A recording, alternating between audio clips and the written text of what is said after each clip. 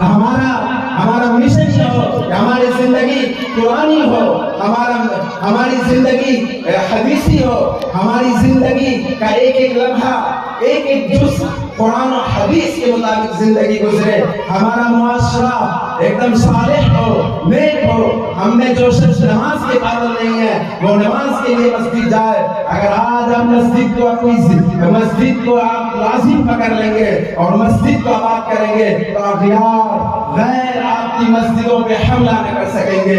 اگر آپ نے ٹوپی کو لازم قرار دے دیا اور آپ نے ٹوپی کو اپنا لیا تو کوئی شخص آپ سے ٹوپی اتروا نہیں سکتا۔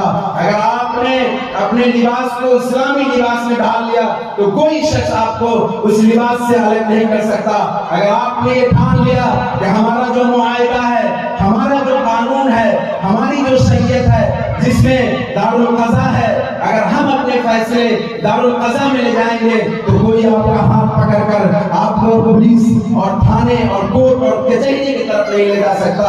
یہ اللہ کا رنگ، اللہ کے حکم صبغت اللہ کا یہ پیغام ہے، یعنی اللہ کے حکم